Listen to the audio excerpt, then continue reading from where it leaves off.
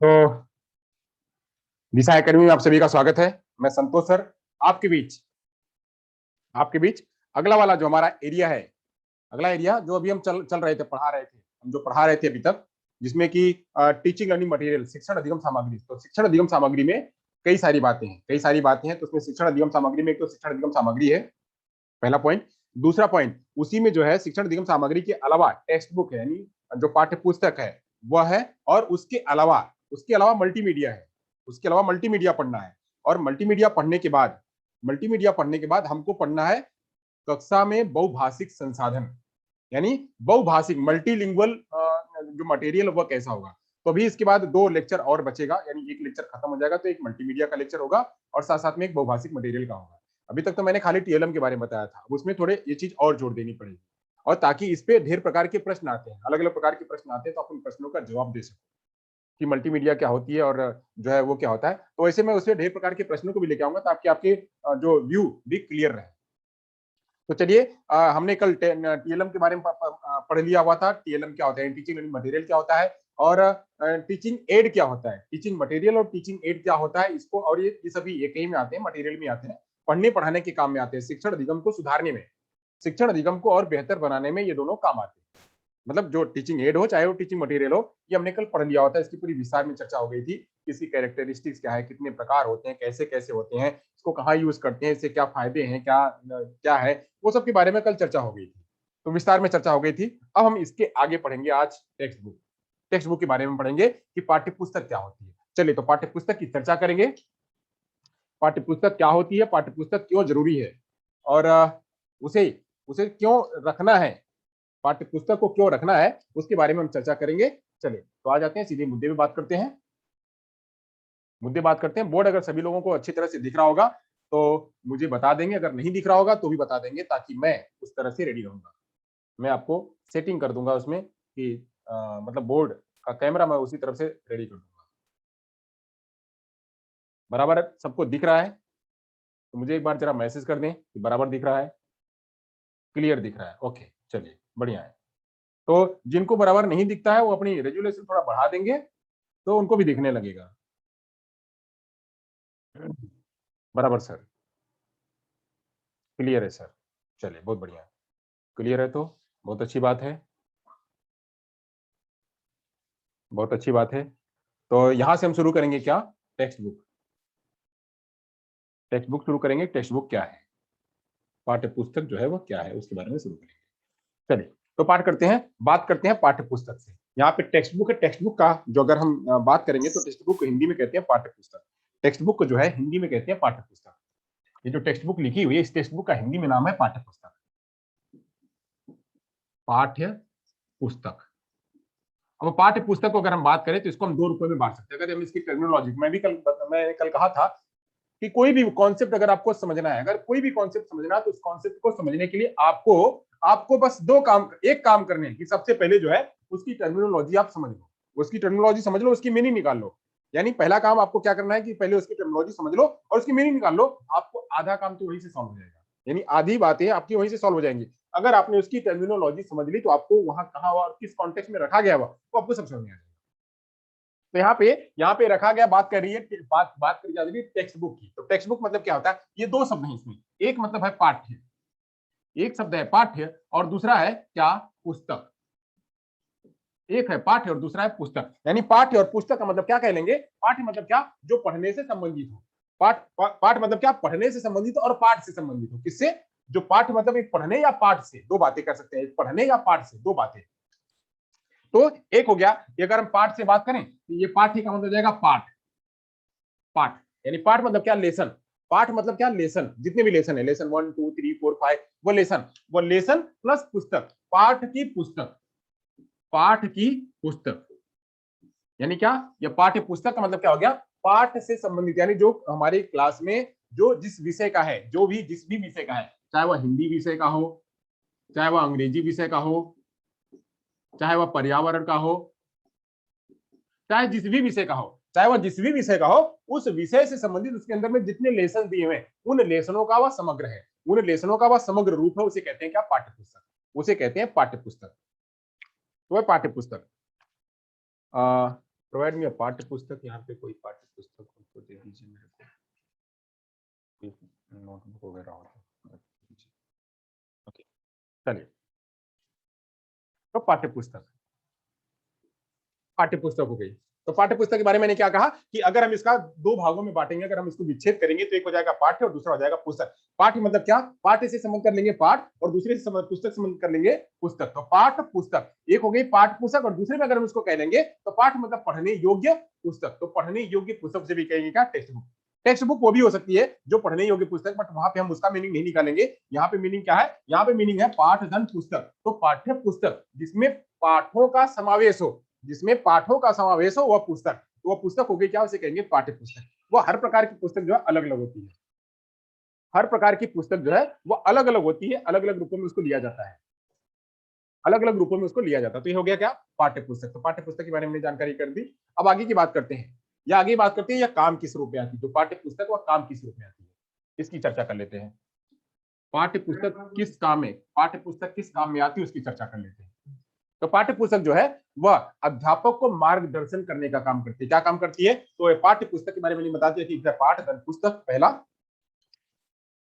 पहला पाठ धन पुस्तक मतलब पाठ्य पुस्तक, एक काम है इसका। दूसरा काम क्या है, यह शिक्षक के लिए, शिक्षक के लिए क्या काम करती है, शिक्षक के लिए मार्गदर्शक का काम करती है, मार्गदर्शक का काम करती है। यानी इसी के सहारे शिक्षक जो है बिल्कुल ट्रैक पर चलता है। क्या है, वो ट्रैक पर चलता है, नहीं तो क्या होगा, इधर और उधर भटक जाएगा, पढ़ाते पढ़ाते कहीं इधर चला जाएगा कहीं उधर चलेगा नहीं। अगर बिल्कुल बिल्कुल क्या टू द पॉइंट क्या पढ़ाना है, टू द पॉइंट क्या चर्चा करनी है, टू द पॉइंट क्या सिखाना है, तो सिखाने के लिए, पढ़ाने के लिए, बिल्कुल टू द पॉइंट जाने के लिए वह शिक्षक के लिए क्या काम करती है, जो पाठ्य पुस्तक है, और शिक्षक के लिए पाठ्य पुस्तक जो है वह मार्गदर्शक का काम करती है। जैसे देखिए ये क्या है, ये पाठ्य पुस्तक है। इस पाठ्य पुस्तक में इसका कंटेंट लिखा होगा, इसका कंटेंट लिखा होगा कि ये कंटेंट क्या क्या है। देखिए यहाँ पे इसका कंटेंट लिखा हुआ, तो इतने सारे इसके पाठ हैं, इसके बीच में जो है पाठ करीब करीब जो है 10 इसके अंदर में पाठ है। आप देख सकते हैं 10 पाठ इसके अंदर में दिए हुए। अब मैं नजदीक से दिखा दे रहा हूँ, इसके अंदर 10 पाठ दिए हुए। ये 10 पाठ जो है ये क्या है, ये इसके पाठ्य पुस्तक है। मतलब ये पूरी पाठ 10 पाठों का समावेश है, ये 10 पाठों का समावेश है, तो इसे कहेंगे क्या, इसे कहेंगे पाठ्य पुस्तक। अब पाठ्य पुस्तक आपने समझ लिया कि ये शिक्षक को मार्गदर्शक के रूप में कार्य करती है। और क्या करती है, और करती है ये बच्चों के, ये तो शिक्षक के लिए मार्गदर्शक का काम कर दी, अब बच्चों के लिए क्या काम करेगी, तो बच्चों के लिए या छात्रों के लिए, छात्रों के लिए स्वाध्याय, स्वाध्याय का काम करती है।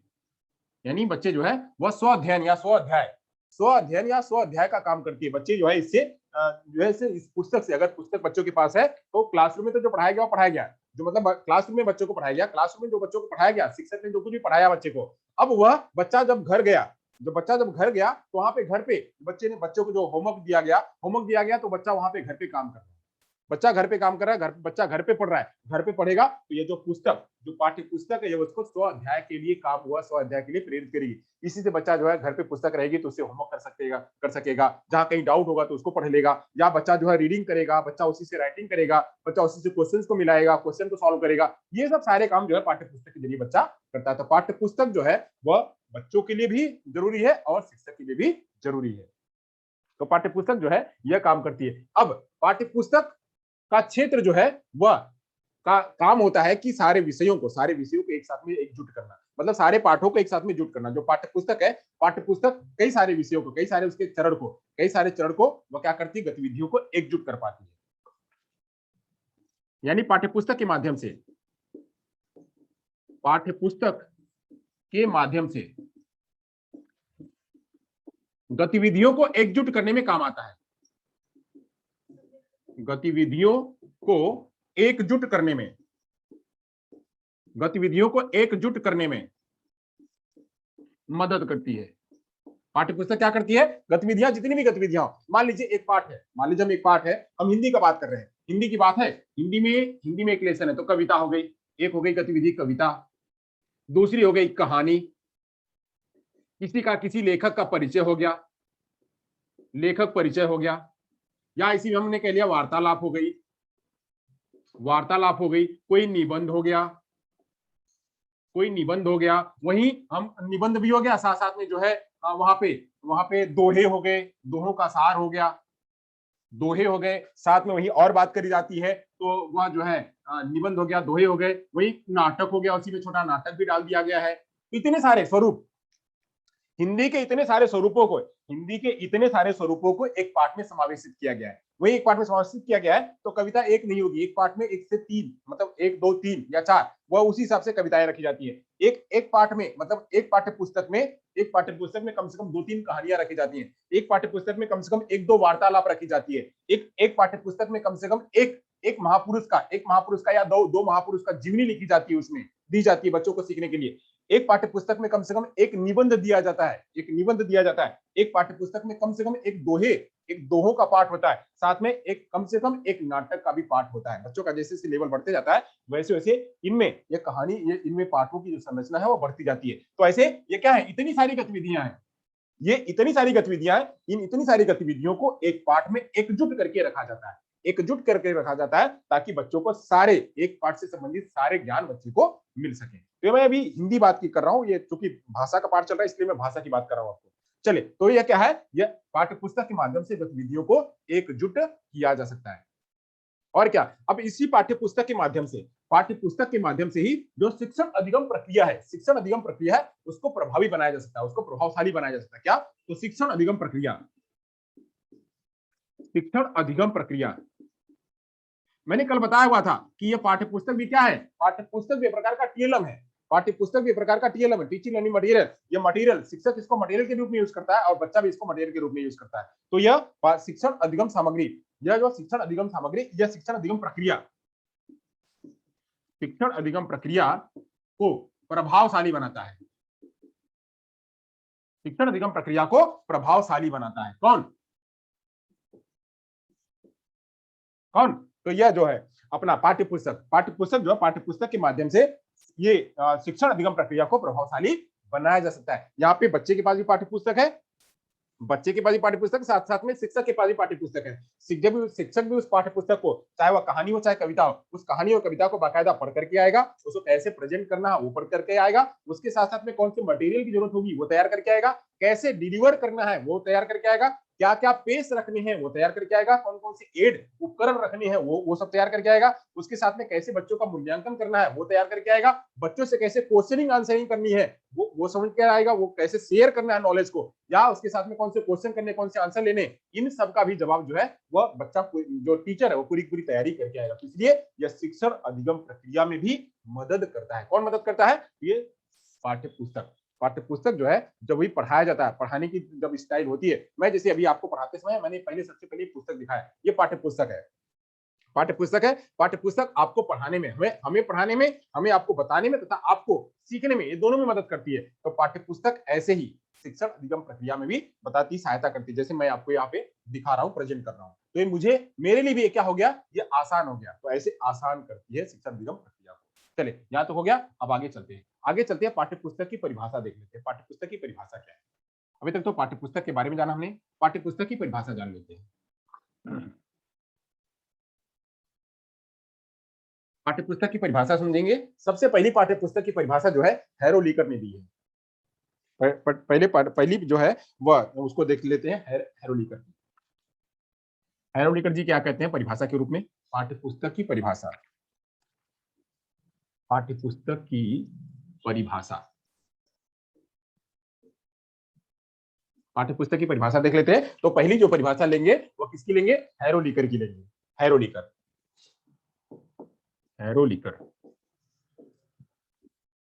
जी क्या कहते हैं, उनके बारे में जान लेते हैं। हैरोलीकर जी कहते हैं पाठ्य पुस्तक जो है, यानी यह पाठ्य पुस्तक क्या है, पाठ्य पुस्तक क्या है, तो पाठ्य पुस्तक के बारे में कहते हैं पाठ्य पुस्तक जो है वह ज्ञान, क्या, तो पाठ्य पुस्तक ज्ञान अनुभव, भावना विचार, भावनाओं विचारों, क्या, ज्ञान अनुभव भावनाओं विचारों तथा प्रवृत्तियों एवं मूल्यों, प्रवृत्तियों एवं मूल्यों का क्या है, यह प्रवृत्तियों एवं मूल्यों का यह संचय है। क्या है? संचय है, प्रवृत्तियों मूल्यों का संचय है। यानी ये सबको हमने एक में कर दिया, एक ही में इकट्ठा कर दिया, ये क्या है? संचय है, संचय है। संचय किसका है? पाठ्यपुस्तक संचय है। किसका? पाठ्यपुस्तक संचय है। ये कहते हैं हेरोलिकर जी, कहते हैं पाठ्यपुस्तक संचय है। संचय है किसका? तो संचय है इस ज्ञान का, संचय है ज्ञान का, संचय है ज्ञान का, संचय है ज्ञान का, संचय है अनुभव का, संचय है भावनाओं का, संचय है विचारों का, संचय है प्रवृत्तियों का, और संचय है मूल्यों का। यहां से इसी पाठ्य पुस्तक के माध्यम से बच्चे को ज्ञान मिल पाएगा, बच्चे को ज्ञान मिल पाएगा, शिक्षक ज्ञान दे पाएगा। पाठ्य पुस्तक के माध्यम से बच्चे जो है इससे अनुभव ले पाएंगे कि अलग अलग प्रकार के अनुभव कैसा, तो कविता का अनुभव कैसा, कहानी का अनुभव कैसा, लेखक परिचय का अनुभव कैसा, वार्तालाप का, वार्तालाप कैसी होती है, कैसे पढ़ा जाता है, कैसे सीखा जाता है, तो वार्तालाप के बारे में जान पाएगा बच्चा, जो है उसका ज्ञान ले पाएगा। उससे भावनाएं, उससे कैसे भावनाएं जोड़ती हैं, कविता को कैसे उतार चढ़ाव में बोलना है, कहानी को कैसे बताना है, निबंध को कैसे बताना है, उसकी भावनाओं को वह समझ पाएगा। अलग अलग प्रकार के देश विदेश की जो सूचनाएं हैं, देश विदेश की जो बातें हैं, भाषा क्या है, भाषा के रूप कैसे हैं, भाषा को कैसे प्रदर्शित करना है, भाषा को कैसे लेना है, इन सब चीजों का भावनाओं और विचारों को भी ग्रहण करता है तथा एक्सप्रेस करता है इसी के माध्यम से, टेक्स्ट बुक के माध्यम से। और क्या?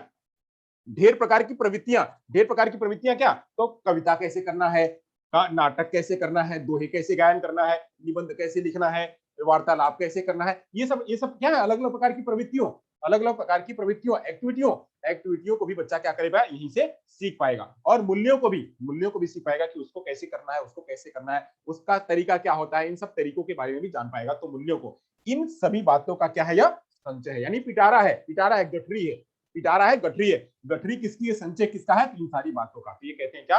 हेरोलिकर जी कहते हैं पाठ्यपुस्तक ज्ञान, अनुभव, भावनाओं, विचारों, प्रवृत्तियों, मूल्यों का संचय है, संचय है या साधन।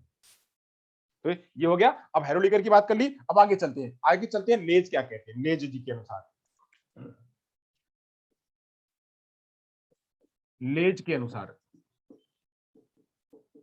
लेज के अनुसार ये क्या कहते हैं? ये कहते हैं, ये भी कहते हैं यह अध्ययन क्षेत्र की एक किसी शाखा का प्रमाणित पुस्तक है। यह कहते हैं, इनके अनुसार क्या बात है? तो किसी अध्ययन क्षेत्र का, अध्ययन क्षेत्र का, अध्ययन क्षेत्र का किसी एक शाखा का, अध्ययन क्षेत्र का किसी भी एक शाखा का, किसी भी एक शाखा का, किसी भी एक शाखा का, किसी भी एक शाखा का प्रमाणित पुस्तक है, प्रमाणित पुस्तक है। अब इसको हमको थोड़ा सा समझने की बात है, प्रमाणित पुस्तक है। अब यहाँ पे कह रहे हैं कि अध्ययन, यह क्या है? यह अध्ययन क्षेत्र का, जो हम पढ़ रहे हैं, जो हम स्टडी कर रहे हैं, उस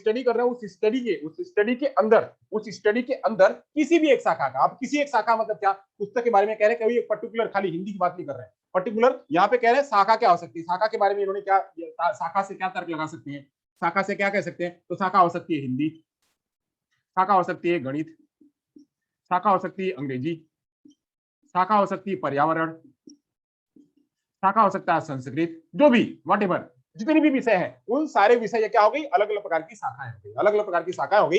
इन शाखाओं का यह प्रमाणित पुस्तक है, यह प्रमाणित पुस्तक है। अब प्रमाणित पुस्तक, कभी कभी ये पूछा जाता है, प्रमाणित पुस्तक बनाने का काम कौन करता है? प्रमाणित पुस्तक बनाने का काम कौन करता है? तो प्रमाणित पुस्तक बनाने का काम दो लोग करते हैं, दो स्तर पे करते हैं, और दोनों लोग एक ही के दिशा निर्देश पे करते हैं, एक ही दिशा निर्देश पे करते हैं। किसके पे? तो एनसीएफ के दिशा निर्देश पर, एनसीएफ के दिशा निर्देश पर पाठ्य पुस्तक का निर्माण होता है। एनसीएफ के दिशा निर्देश पर, कौन? National curriculum framework, national curriculum framework पर, इस पर भी एक लेसन आएगा, आगे हम पढ़ाएंगे। नेशनल करिकुलम फ्रेमवर्क के आधार दिशा निर्देश पर अभी जो लास्ट की जो एनसीएफ अभी जो चल रही है, उसका नाम है 2005।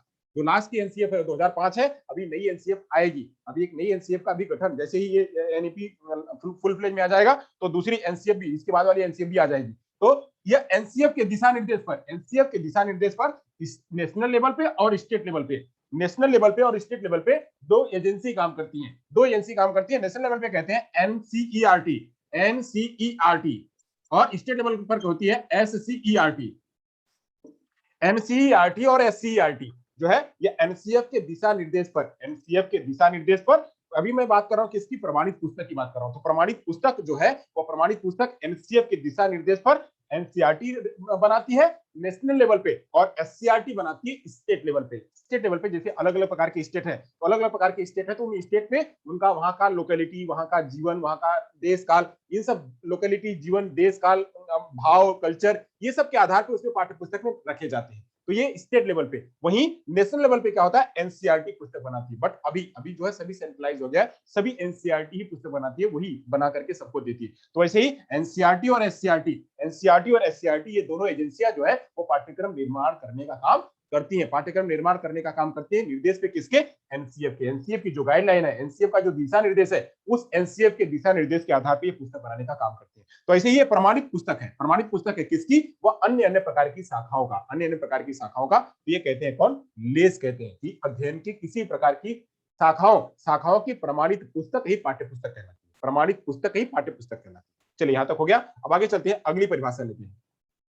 अगली परिभाषा लेते हैं। मैं आपको इसलिए इतनी तरह से समझा रहा हूं, एक साथ में इतने सारे ज्ञान दे रहा हूं कि आपको ये पता रहे कि इसके आगे, इसके पीछे, इसके ऊपर, इसके नीचे, इसके साइड में, इसके साइड में क्या क्या ज्ञान है। क्योंकि ये बस सीधे डायरेक्ट प्रश्न नहीं आते, कभी पीछ करके इधर उधर से भी प्रश्न आते हैं। तो आपको याद रहे कि इन सब चीजों का रिलेशन कहाँ पे है, इनका रिलेशन कहाँ पे, तो आप एक्स्ट्रा नॉलेज भी साथ साथ में रखे रहिए। चलिए, तो अब यहां से तीसरी जो परिभाषा उसकी जांच कर लेते हैं, उसका मतलब सुन लेते हैं।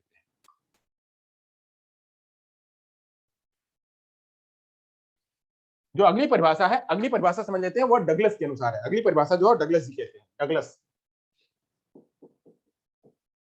डगलस के अनुसार परिभाषा क्या कहते हैं, डगलस के अनुसार जी ये क्या कहते हैं, तो डगलस जी कहते हैं शिक्षकों के अनुभव एवं विश्लेषण के अनुसार, शिक्षकों के अनुभव एवं विश्लेषण, यानी कौन, शिक्षकों के अनुभव, शिक्षकों के अनुभव एवं विश्लेषण, शिक्षकों के अनुभव एवं विश्लेषण के अनुसार, यानी वह क्या, पूरे साल शिक्षक ही पढ़ाते हैं, पुस्तक को शिक्षक ही पढ़ाते हैं, पूरे साल पुस्तक को शिक्षक ही पढ़ाने का काम करते हैं। तो उन्हीं के आधार पे जो वो बताते हैं कि ये चीजें होनी चाहिए, या हमने फेस किया हुआ, या यह चीज की जरूरत नहीं है, यह चीज रखनी चाहिए। तो शिक्षक जब पाठ्य पुस्तक बनाया जाता है तो उसमें शिक्षक भी, जब पाठ्य पुस्तक का निर्माण होता है तो उसमें शिक्षक का भी रोल कराया जाता है, उसमें शिक्षक को बुलाया जाता है। जो अच्छे अच्छे शिक्षक होते हैं, उन अच्छे अच्छे शिक्षकों को, जो निष्णांत होते हैं, जिन्होंने बहुत सारा ज्ञान रखा हुआ, जिन्होंने बहुत सारा एक्सपीरियंस है, जिन्होंने मास्टर कर रखा है, जिन्होंने रिसर्च कर रखा है, जिन्होंने पीएचडी कर रखी है, उनको पाठ्य पुस्तक का निर्माण करने के लिए बुलाया जाता है। अलग अलग विषयों के लोगों को बुलाया जाता है। तो उनके अनुभव और उनके विश्लेषण के अनुसार पाठ्य पुस्तक में महत्वपूर्ण आधार रखे जाते हैं। यानी शिक्षकों के अनुभव एवं विश्लेषण के अनुसार पाठ्य पुस्तक पढ़ने का महत्वपूर्ण आधार है। के अनुसार पाठ्य पुस्तक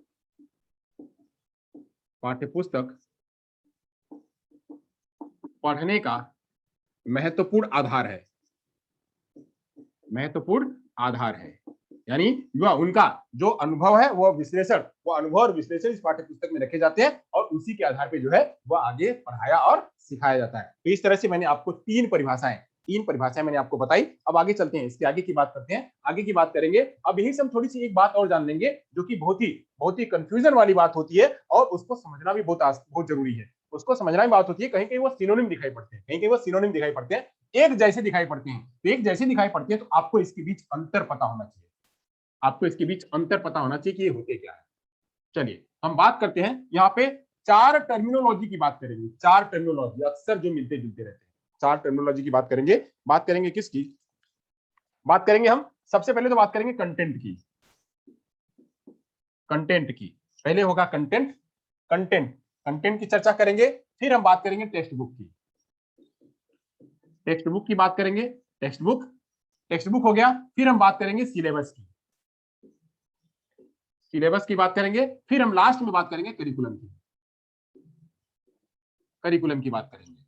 अभी इतनी की बात करेंगे हम, अलग अलग चर्चाएं करेंगे। किसकी चर्चाएं करेंगे, कंटेंट की चर्चा करेंगे, टेक्स्ट बुक की चर्चा करेंगे, सिलेबस की चर्चा करेंगे और करिकुलम की चर्चा करेंगे। इनकी हम चर्चा करेंगे, इनकी चर्चा करेंगे। किन की चर्चा करेंगे। सबसे पहले हम कंटेंट की चर्चा कर लेते हैं। कंटेंट का हिंदी बात क्या होती है, कंटेंट को हिंदी में कहते हैं विषय वस्तु। कंटेंट को कहते हैं विषय वस्तु। टेक्स्ट बुक को कहते हैं पाठ्य पुस्तक। और सिलेबस को कहते हैं पाठ्यचर्या। और जो करिकुलम है इसको कहते हैं पाठ्यक्रम, इसको कहते हैं पाठ्यक्रम। ये बात याद रखिएगा। ये क्या है? विषय वस्तु, पाठ्यपुस्तक, पाठ्यचर्या और पाठ्यक्रम। इनमें अंतर क्या है? हमको इनको अंतर को जानना जरूरी है। इनके अंतर को जानना जरूरी है क्योंकि ये अंतर अक्सर पूछे जाते हैं या अक्सर कंफ्यूज करते हैं आपको। कंफ्यूज करेंगे तो आप वहां पे पाठ्यपुस्तक, पाठ्यचर्या और पाठ्यक्रम लिख करके ना आएंगे, वहां पर क्लिक करके नहीं आएंगे। चलिए यहाँ पे हम समझ लेते हैं, इसीलिए मैंने आपको यहाँ पे दिया हुआ है कि इसके बारे में आप अंतर जान लीजिए। चलिए बात करते हैं। सबसे पहले मैं मोटी मोटी बात कर लेता हूँ। सबसे पहले मैं मोटी मोटी बात कर लेता हूँ, पहले आपको समझा दूं, आपके दिमाग में वो बात डाल दूं, फिर मैं यहाँ कंटेंट लिख करके आपको समझाऊंगा। चलिए मैं बात करता हूँ। ये हमारे पास एक पुस्तक है, मेरे पास एक पुस्तक है। चलिए पुस्तक है। अब इस पुस्तक में हम किसी भी पार्ट को देख लेते हैं। हम किसी भी एक पार्ट को देख लेते हैं। मान लीजिए हमने कोई भी एक पार्ट ले लिया, तो फुल एक्टिविटी वाली पार्ट है भाई, पूरा एक्टिविटीज भरा हुआ है।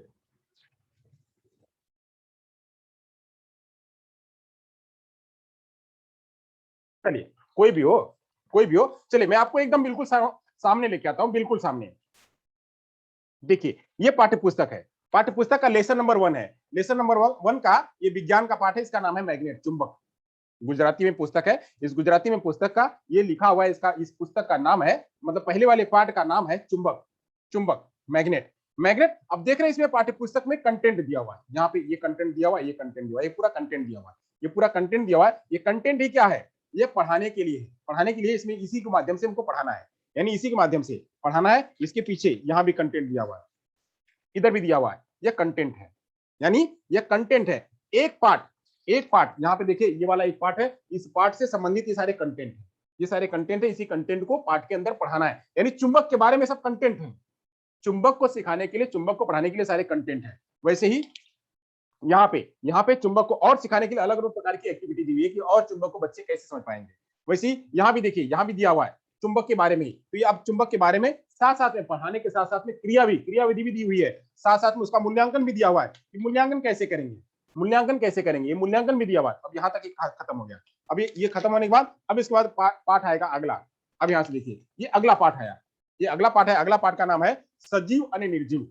सजीव और निर्जीव मतलब क्या? तो इसमें है लिविंग एंड नॉन लिविंग वस्तुएं। तो यहाँ पे देखिए कंटेंट कुछ बताया, कुछ एक्टिविटी कराया, कराने के बाद यहाँ पे लिखवाएगा, फिर यहाँ पे वस्तुएं दे रहा है। इधर देखिए ये सारी। तो ऐसे ही एक कंटेंट को, एक पुस्तक को बनाने के लिए क्या है, अलग अलग प्रकार के कंटेंट होते हैं। यानी अब हम बात करें, यहाँ पे बात करते हैं, तो एक लेसन वन के लिए कंटेंट होगा एक पेज का, दूसरा पेज का, तीसरा पेज का, चौथा पेज का, यानी 4 पेज का क्या हुआ, इसके अंदर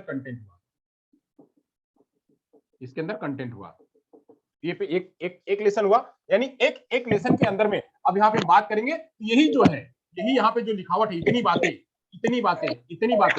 इसी को कहते हैं क्या? कंटेंट। अब ये कंटेंट अलग अलग रूपों में हो सकता है, अलग अलग रूपों में हो सकता है, अलग अलग तरीके का हो सकता है, अलग अलग रूपों में हो सकता है, अलग अलग तरीके में हो सकता है। चलिए तो मैंने बताया कि ये क्या है? कंटेंट है। तो कंटेंट कैसा हो सकता है? तो कंटेंट जो है वह एक सूचना के रूप में हो सकता है। कैसा हो सकता है? सूचना के रूप में हो सकता है। कंटेंट एक सूचना के रूप में हो सकता है, एक अनुभव के रूप में हो सकता है, सूचना के रूप में हो सकता है। कंटेंट जो है एक सूचना के रूप में हो सकता है, एक अनुभव के रूप में हो सकता है। कंटेंट जो है वो सूचना के रूप में हो सकता है, अनुभव के रूप में हो सकता है, किसी भाषण के रूप में हो सकता है,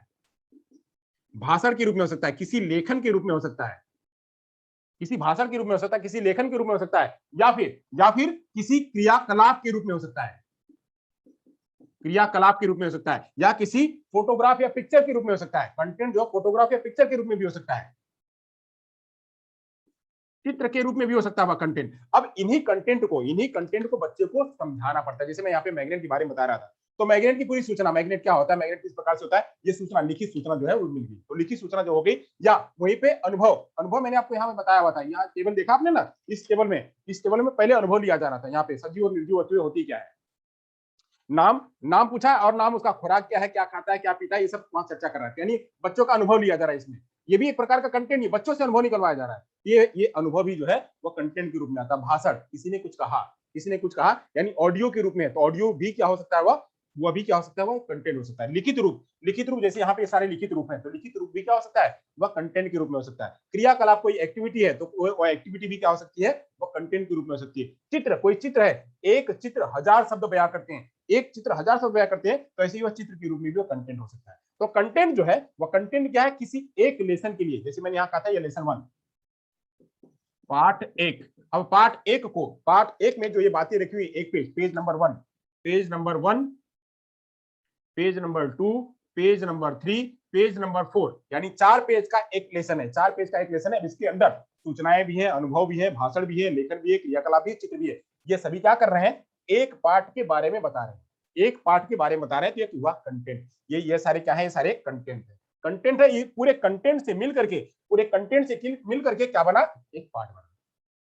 पूरे कंटेंट से, इस कंटेंट से मिलकर के क्या बना, पाठ बना। तो पाठ बना यानी कंटेंट से मिलकर के पाठ बनता है, और पाठ से मिलकर के क्या बनता है, तो लेसन 1 पार्ट 1, पार्ट 2, पार्ट 3, ऐसे लेकर के 10, 11, 12 जो भी है वो जितने भी लेसन बने, वो सारे लेसन मिलकर के क्या बनेंगे, वो मिलकर के बनेंगे पाठ्य पुस्तक। और पर्टिकुलर के रूप में मैंने पाठ्य पुस्तक के बारे में और भी चर्चाएं पीछे कर दी हैं, पाठ्य पुस्तक के बारे में और भी चर्चाएं कर दी है। पाठ्य पुस्तक में क्या होता है, लेसन का समावेश होता है, उसमें जो पाठ है वो एक पर्टिकुलर एक विषय से संबंधित सूचनाओं का उसमें समावेश होता है। तो पाठ्य पुस्तक ये हो गई। तो पाठ्य पुस्तक क्या है, वह अध्ययन करने के लिए उपयोग की जाने वाली एक प्रकार की पुस्तक है, अध्ययन करने के लिए उपयोग की जाने वाली एक पुस्तक है। ये भी चर्चा मैंने बता दिया हुआ था। इसमें निश्चित तथ्य सीखने की विधि, इसमें क्या होता है, इसमें निश्चित तथ्य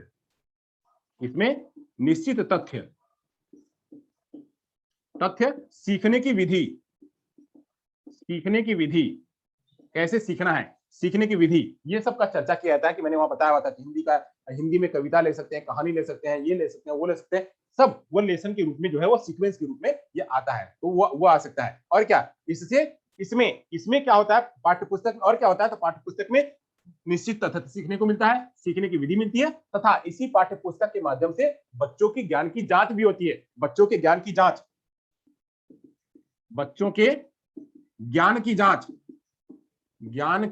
भी इसी से होती है। बच्चों के ज्ञान की जांच होती है, और इसी से बच्चों को अभ्यास भी दिया जाता है।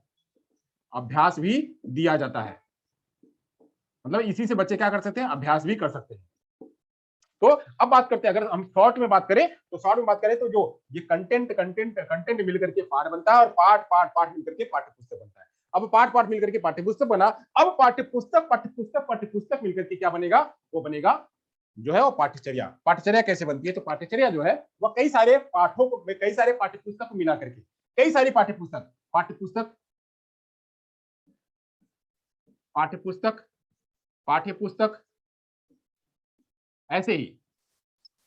ऐसे ही पाठ्यपुस्तक को मिला करके ये बन गया। अब ये पाठ्यपुस्तक में जो पाठ्यचर्या होती है, पाठ्यचर्या में दो चीजें शामिल करी जाती है। वो दो चीजें होती क्या है, दो ही चीजें नहीं होती, उसके अलावा और भी चीजें होती है। पहले वो उन चीजों पर चर्चा कर दूं, फिर मैं आपको आगे बताता हूँ। जो पाठ्यचर्या होती है, उस पाठ्यचर्या में शामिल किया जाता है क्या, उसमें तो पहली बात तो कंटेंट जो शामिल किया जाता है वो होता है थ्योरेटिकल के रूप में, यानी वो एक तो होता है प्रायोगिक रूप में, एक होता है प्रायोगिक रूप में, दूसरा होता है सैद्धांतिक रूप में। एक होता है प्रायोगिक रूप में और दूसरा होता है सैद्धांतिक रूप में। यानी उसमें प्रायोगिक रूप भी होता है, उसमें सैद्धांतिक रूप भी होता है, प्रायोगिक रूप भी होता है, उसमें सैद्धांतिक रूप भी होता है। तथा इसी में एक बात और होती है कि उसका मूल्यांकन कैसे करना है, कितने समय चलेगा। जो पाठ्यचर्या है वो पाठ्यचर्या कितने समय चलेगा, उसमें उसका लेवल क्या होगा, उसके अंक कितने होंगे, वो पूरा का पूरा हर चीज उसमें शामिल किया जाता है। यानी इसके एक लेसन का भार कितना होगा, एक लेसन का अधिभार कितना होगा, दूसरे लेसन का अधिभार कितना होगा, एक पाठ्यपुस्तक एक पेपर को पढ़ने का अधिभार कितना होगा, दूसरे पेपर को पढ़ने का अधिभार कितना होगा, और वह कितने समय तक चलेगा। यानी उसका समय निर्धारित होता है, उसके मार्क्स निर्धारित होते हैं, उसमें पास फेल की क्राइटेरिया निर्धारित होती है, उसमें प्रवेश लेने की क्राइटेरिया निर्धारित होती है, उसको कितने समय तक लेके जाना है वह निर्धारित होता है, कहां तक पढ़ना है वह निर्धारित होता है। सब कुछ बिल्कुल जो है वह सब कुछ बना बनाया जो है वह होता है। और ये निर्धारित कौन करता है, तो इसमें प्रायोगिक हो गया, सैद्धांतिक हो गया, तथा उसका प्रशासनिक भी इसी में शामिल किया जाता है। प्रशासनिक मतलब क्या, कि उसका एडमिशन कैसे होना है, उसकी मार्किंग कैसे करनी है, उसे पास फेल कैसे घोषित करना है, ग्रेडिंग कैसे करनी है, पेपर कैसे बनेगा, पेपर में क्या क्या आएगा, ये सब सारी बातें उसमें निर्धारित की जाती है किसमें, तो ये पाठ्यचर्या में। पाठ्यचर्या क्या है, पाठ्यचर्या एक प्रकार का दिशा निर्देश है, एक प्रकार का क्या है, ब्लूप्रिंट है, या एक प्रकार का कह सकते हैं कि वह गाइड है, या एक प्रकार का कह सकते हैं वह रास्ता है। पाठ्यचर्या क्या एक प्रकार का रास्ता है, वह रास्ता पे ही आपको चलना है, यानी ये क्या है, एक रोड मैप है। पाठ्यचर्या एक प्रकार का रोड मैप है। इस पाठ्यचर्या के रोड मैप के आधार पे आपको क्या प्रैक्टिकल पढ़ना है, आपको क्या थ्योरी पढ़ना है, आपका क्या प्रशासनिक होगा, आपका मूल्यांकन की प्रक्रिया कैसे होगी, यह सब इसमें निर्धारित किया जाता है। अब बात करते हैं कि प्रायोगिक प्रायोगिक में भी लेसन होंगे, कि प्रायोगिक कितने होंगे, प्रायोगिक कितने होंगे, तो प्रायोगिक में बात करी जाएगी। मान लीजिए प्रायोगिक को हम कह लेते हैं पी से, प्रायोगिक को पी प्रैक्टिकल मतलब पी होता है ना, क्या हम इसे पी से ले लेते हैं, हम इसको पी से निर्धारित करते हैं। तो पी हो गया, यहाँ पे हो गया पी कितने हैं, तो P1 P2 P3 ये हो गए। अब यहाँ बात कर लेते हैं सैद्धांतिक हम कर लेते हैं टी, तो टी से T1 यानी P1 यानी थियरी का पेपर वन मतलब पार्ट वन, यानी ये पाठ्यपुस्तक वन। अब पाठ्यपुस्तक टू, पाठ्यपुस्तक थ्री, पाठ्यपुस्तक फोर, पाठ्यपुस्तक फाइव, ऐसे जितने भी पाठ्यपुस्तक उसमें शामिल है। मान लीजिए हम बात करते हैं कि किसी स्टैंडर्ड 6 की बात कर लेते हैं। मान लीजिए हम स्टैंडर्ड 6 की बात करते हैं, तो स्टैंडर्ड 6 में यानी छठवें धोरण में, छठवीं क्लास में, यहाँ पे पढ़ने को है बच्चे को हिंदी, पढ़ने को बच्चे को अंग्रेजी, पढ़ने को बच्चे को जो है वह पर्यावरण पढ़ने को बच्चे को संस्कृत, पढ़ने को बच्चे को जो है अन्य विषय विज्ञान। अब इतने विषय बच्चे को पढ़ने हैं, मान लीजिए इतने विषय पढ़ने हैं, साथ साथ में प्रैक्टिकल में क्या पढ़ना है, तो प्रैक्टिकल में उसको कला पढ़नी है, उसको क्राफ्ट पढ़ना है, और शारीरिक शिक्षा पढ़नी है, ये सब हो गए उसके प्रैक्टिकल। यानी ये इसने पढ़ने और साथ साथ में ये पढ़ने। अब ये इसके हो गए क्या, ये हो गए, इसको भी पढ़ना। अब इसमें ध्यान करिए, इससे बनकर के ये बना और इससे बन के, अब इसमें एक पाठ्यपुस्तक हो गई, दूसरी पाठ्यपुस्तक हो गई, तीसरी पाठ्यपुस्तक हो गई, चौथी पाठ्यपुस्तक, पांचवी पाठ्यपुस्तक, छठवीं पाठ्यपुस्तक, सातवीं पाठ्यपुस्तक, आठवीं पाठ्यपुस्तक, यानी एक स्टैंडर्ड 6 में 8 पाठ्यपुस्तक पढ़ने हैं, थियरी और प्रैक्टिकल को मिला करके, जिसमें कि आठों पाठ्यपुस्तक में कंटेंट अलग अलग होगा, अलग अलग यूनिट के अलग अलग होंगे। तो ये जो है इसको कहते हैं क्या, सिलेबस क्या है, एक रोड मैप होता है, एक ब्लूप्रिंट होता है, उससे ही बिल्कुल जो कहानी है बिल्कुल निर्धारित की जाती है। जैसे आपका बात करें सीटेट का सिलेबस, तो सीटेट के सिलेबस में ये बिल्कुल निर्धारित किया गया है कि चाइल्ड पेडागोजी में क्या क्या आएगा, चाइल्ड पेडागोजी में क्या आएगा जो है, उसके बाद पेडागोजी ऑफ टीचिंग में क्या क्या आएगा, पेडागोजी ऑफ टीचिंग में हिंदी में क्या आएगा, अंग्रेजी में क्या आएगा, संस्कृत में क्या आएगा, वो सब बिल्कुल निर्धारित है, और उसी हिसाब से जो है वो आपको पढ़ना है और इस हिसाब से आपको जाना है। ये सब जो है वो सब निर्धारित होता है, इसे कहते हैं पाठ्यचर्या। अब बात करते हैं पाठ्यक्रम, अब हम बात करते हैं पाठ्यक्रम की। चलिए, हमको जो है इसकी जानकारी हो गई, हमने जानकारी ले ली किसकी, टेक्स्ट बुक की जानकारी ले ली, टेक्स्ट बुक क्या होता है, फिर हमने जानकारी ले ली किसकी, अभी हमने कंटेंट की जानकारी ली, फिर हमने टेक्स्ट बुक की जानकारी ले ली, टेक्स्ट बुक क्या होता है, फिर हमने जानकारी ले ली क्या, सिलेबस की जानकारी ले ली कि सिलेबस क्या होता है। चलिए, अब हम बात करते हैं पाठ्यक्रम। पाठ्यक्रम क्या है, यहां तक समझ में आ गया कि यही कंटेंट मिलकर के पाठ बनता है। पाठ में क्या होता है, तो पाठ में ज्ञान होते हैं, पाठ में जो है वो बच्चों का अभ्यास होता है, और उससे बच्चों का मूल्यांकन किया जाता है, उनका आकलन किया जाता है, जांच करी जाती है। तो इसमें जो है पाठ होता है, अलग अलग प्रकार के पाठ होते हैं। अभी हो गया, एक पाठ्यपुस्तक में एक से अधिक पाठ हो सकते हैं, उसका इंडेक्स होता है, उसकी विषय वस्तु होती है, उसके अलग अलग प्रकार के पाठ हो सकते हैं। एक ही मतलब पाठ्यपुस्तक में हिंदी का पाठ्यपुस्तक उसके सारे आएंगे, अंग्रेजी का पाठ्यपुस्तक उसका सब अलग होगा, और जो है उसका होगा तो उसका अलग होगा। अब वही सब मिल करके एक एक पाठ्यपुस्तक को मिला करके पूरा सिलेबस बनता है। सिलेबस के बारे में मैंने चर्चा कर दी। अब बात करते हैं पाठ्यक्रम की। पाठ्यक्रम क्या है, पाठ्यक्रम समग्र रूप है। पाठ्यक्रम क्या है, वो समग्र रूप है, पूरा होल, इसे कहते हैं समग्र रूप। पाठ्यक्रम को कहते हैं समग्र रूप, पाठ्यक्रम को कहते हैं समग्र रूप। आवाज आ रही है ना, पाठ्यक्रम को कहते हैं समग्र रूप, समग्र रूप, पाठ्यक्रम है समग्र रूप। अब समग्र रूप क्या है, अब समग्र रूप क्या है कि वह, अब इसमें कंटेंट, पाठ्यपुस्तक, प्रायोगिक सिद्धांत सब कुछ इसी में आ जाता है, सब कुछ इसी में आ जाता है। वो सब कुछ अभी तक क्या था, इसमें खाली ये शामिल था, इसमें ये और ये शामिल था, अब ये सभी, ये भी सब इसी में शामिल है, पाठ्यक्रम में ही शामिल है। तो पाठ्यक्रम का मतलब क्या होता है, पाठ्यक्रम का मतलब ये होता है कि बच्चा जब विद्यालय में प्रेजेंट करता है, बच्चा जब विद्यालय में आता है, बच्चा, इसको समझ लेते हैं, बच्चा जब विद्यालय में आता है, यानी स्कूल में बच्चा जब इंटर करता है, विद्यालय में जब इंटर करता है, प्रवेश करता है, जब प्रवेश करता है, तब से लेकर के वह जहां जहां जाता है, चाहे वो क्लासरूम में जाए, चाहे वो लाइब्रेरी में जाए, चाहे वो लेबोरेटरी में जाए,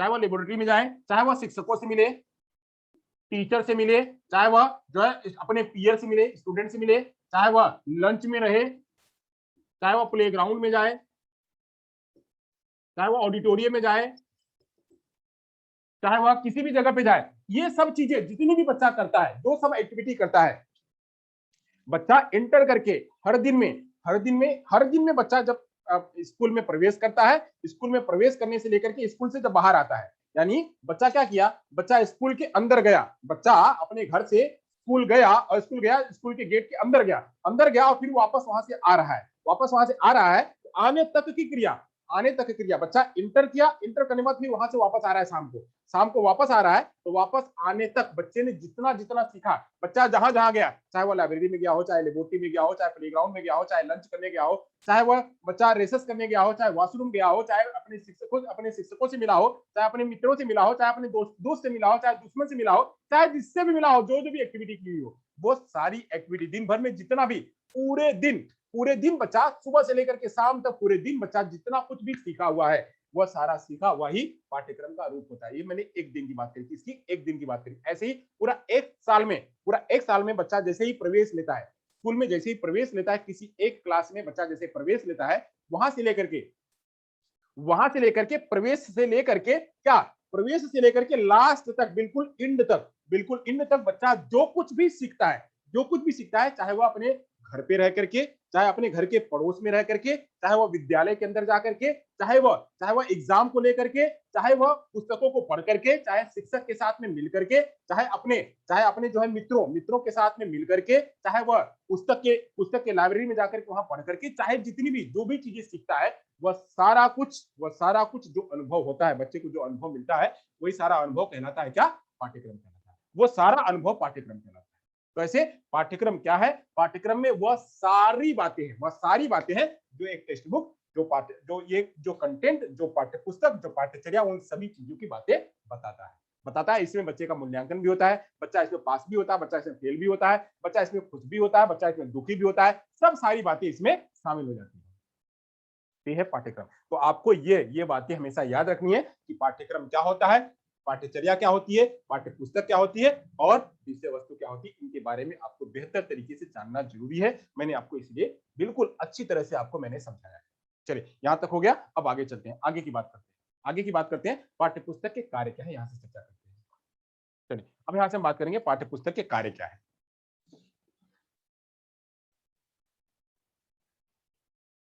पाठ्यपुस्तक के कार्य क्या है?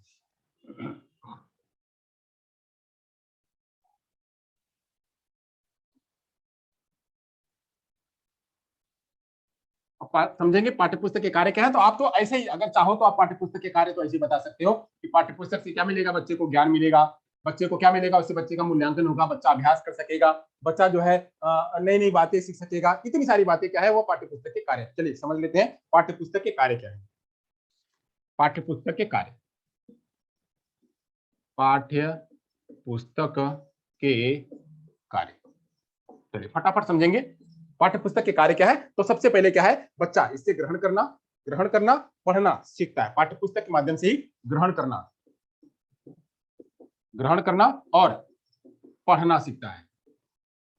बच्चा पढ़ेगा तो पढ़ेगा, क्या करेगा, सारा कुछ ग्रहण करेगा, तो ग्रहण करना और पढ़ना सीखता है। और क्या सीखता है, तो बच्चा जो है सही व्यवहार, भाषा के प्रति अपना सही व्यवहार जो है सीख पाता है। भाषा के प्रति सही व्यवहार जो है वो विकसित कर पाता है। अब सही व्यवहार विकसित कर पाता है, इसका मतलब क्या है, सही व्यवहार विकसित कर पाता है। अब इसका मतलब क्या है, सही व्यवहार विकसित करना का मतलब क्या है कि भाषा के प्रति भाषा में क्या क्या आएगा, तो भाषा में आएगा कविता, भाषा में आएगी कहानी, भाषा में आएगा नाटक, भाषा में आएगा वार्तालाप, भाषा में आएगा जीवनी। ये सब अलग अलग जो ये कहानी, कविता, नाटक, वार्तालाप, जीवनी, इन सभी के प्रति बच्चा अपने अंदर में व्यवहार में इंटरलाइज करेगा, सारा कुछ इंटरलाइज करेगा, अपने अंदर सब कुछ रखेगा, तो वही रखने का व्यवहार जो है विकसित करना, यह क्या है, टेक्स्ट बुक का काम है। चलिए आगे चलते हैं, अगली बात करते हैं भाषा का विकास करना। जिससे क्या है, जितना बच्चा पढ़ेगा उतना बच्चे का भाषा का विकास होगा, टेक्स्ट बुक के जरिए भाषा का विकास होगा। अब वो टेक्स्ट बुक का विकास जो है, भाषा का विकास मात्र खाली भाषा से ही नहीं होगा। भाषा का विकास मात्र भाषा से ही नहीं होगा कि मात्र बच्चे ने हिंदी पढ़ा तो बच्चे के अंदर में शब्दकोश बढ़ गया, नहीं। बच्चा विज्ञान पढ़ेगा, वहां से ही बच्चे का भाषा विकास होगा। बच्चा गणित पढ़ेगा, वहां से बच्चे का भाषा का विकास होगा। बच्चा पर्यावरण पढ़ेगा, वहां से ही भाषा का विकास होगा। हिंदी पढ़ेगा, वहां से ही भाषा का विकास होगा। जो जो बातें पढ़ेगा, जितनी टेक्स्ट बुक पढ़ेगा, उतना बच्चे का भाषा का विकास होगा। तो भाषा का विकास करने के लिए और क्या करने के लिए, चलिए और आगे चलते हैं। आगे चलते हैं तो व्याकरण संबंधी उचित शुद्धता का विकास करने के लिए, यानी व्याकरण संबंधी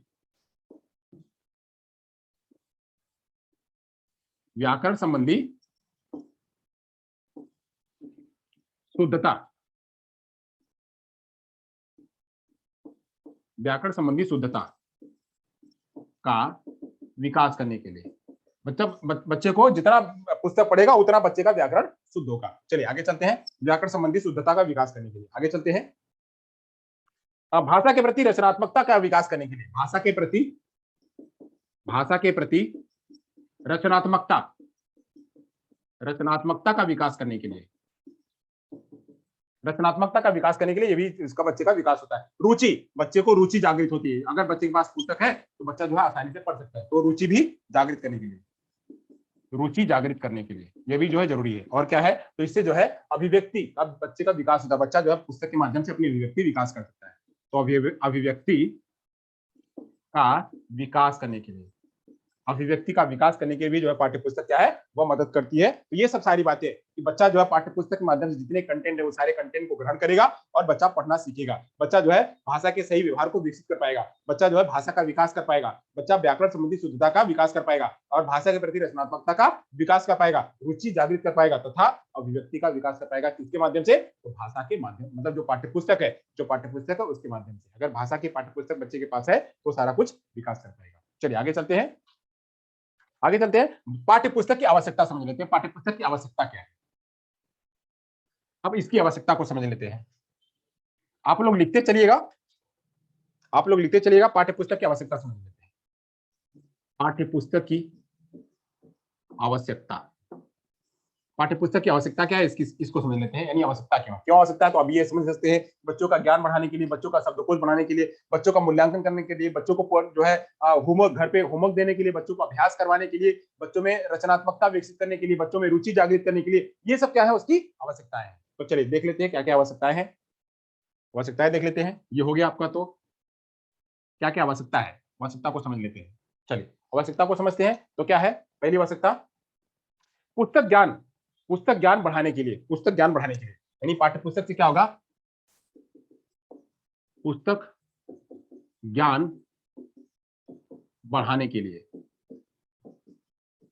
तो पुस्तक ज्ञान बढ़ सकता है बच्चे का। और क्या, शिक्षक और विद्यार्थी दोनों के लिए आवश्यक है। यह पाठ्यपुस्तक किसके लिए आवश्यक है, शिक्षक और विद्यार्थी दोनों के लिए। तो शिक्षक और विद्यार्थी दोनों के लिए आवश्यक है, शिक्षक एवं विद्यार्थी दोनों के लिए आवश्यक है। दोनों ही इससे फायदा उठा पाएंगे, फायदा उठा पाएंगे। यानी शिक्षक के पास होगा तो अच्छी तरह से उसको गाइड का काम करेगा शिक्षक, और बच्चा भी होगा तो बच्चा जो है उसके पास पुस्तक होगी तो वो उसी हिसाब से पढ़ पाएगा, उसी हिसाब से वो अपनी जो है जागृति को विकसित कर पाएगा। और क्या, बच्चे के लिए यहाँ पे बच्चे के लिए क्या होगा, बच्चा जो है इसे स्वाध्याय कर पाएगा। स्वाध्याय, यहां से स्वाध्याय कराने के लिए, स्वाध्याय हेतु जो है मदद कर। स्वाध्याय मतलब क्या, खुद से सेल्फ स्टडी करने के लिए यह मदद करेगा। और क्या, पाठ की पुनरावृत्ति की दृष्टि से, अगर यहाँ पे पढ़ा दिया गया, कहा गया कि जाकर के घर से पढ़ के आना, यहाँ पढ़ा दिया गया, कह दिया बच्चे को घर से पढ़ के आना, तो घर से पढ़ने के लिए भी यह मदद करेगा। तो क्या करेगा, तो यहाँ पे जो है पाठ की पुनरावृत्ति की दृष्टि से, पुनरावृत्ति हेतु भी जो है यह क्या करेगा, मदद करेगा। और कहां से करेगा, बच्चों को गृह कार्य देने हेतु, बच्चा इसी से पाठ्यपुस्तक से गृह कार्य दे सकते हैं। इतना जो है, इतना पढ़ लिया है, ये एक घर से करके लाना, इतना घर से करके ले आना। पुस्तक है, पुस्तक में से इतनी बातें दी हुई है, इसको चाहे वह चाहे वह सुलेख करके लेके आना, चाहे जहां से इसका आंसर ढूंढ के लेके आना, या ये अभ्यास को जो है ये अभ्यास करके लाना। तो बच्चे को क्या है, होमवर्क, गृह कार्य भी देने हेतु पाठ्यपुस्तक से बच्चे को गृह कार्य दिया जा सकता है। तो गृह कार्य हेतु, और क्या, तो गृह कार्य दिया सकता है। बच्चों को प्रेरणा मिल सकती है, पुस्तक है तो पुस्तक से बच्चों को प्रेरणा मिलेगी। यहाँ की ये चीज हमारे पुस्तक में दिया हुआ है तो प्रेरणा भी मिलती है। तो प्रेरणा है तो पुस्तक जो है वो प्रेरणा भी बच्चे को देती है। भावों पर पूर्ण अधिकार है तो बच्चे जो है अपने भाव पर पाठ्य पुस्तक के माध्यम से अपने भाव पर पूरा अधिकार दे पाते हैं। कहेंगे अगर टीचर ने कुछ गलत पढ़ा दिया या अगर टीचर ने गलत बताया तो पुस्तक में दिखाएगा, सर देखिए पुस्तक में दिया हुआ है, सर इतना ही दिया हुआ, हम ज्यादा क्यों पढ़े। तो ये सब बातें जो है अपने भावों को, या कम पढ़े या ज्यादा पढ़े, उन सब बातों को बच्चा क्या करेगा, यहाँ से सीख पाएगा। तो भावों पर पूर्ण अधिकार प्राप्ति हेतु, भावों पर पूर्ण अधिकार प्राप्ति हेतु बच्चा अपने भावों पर पूर्ण रूप से अधिकार प्राप्त कर पाएगा। और क्या, सामूहिक शिक्षा देने के लिए, अगर सबके पास पुस्तक है, सबके पास पुस्तक है तो सभी लोग पुस्तक जो है एक ग्रुप में रख करके अपना पढ़ सकते हैं। यानी क्लास में सबके पास पुस्तक है तो सभी बच्चे अपने अपने पुस्तक को पढ़ सकते हैं। तो सामूहिक रूप में पढ़ने के लिए,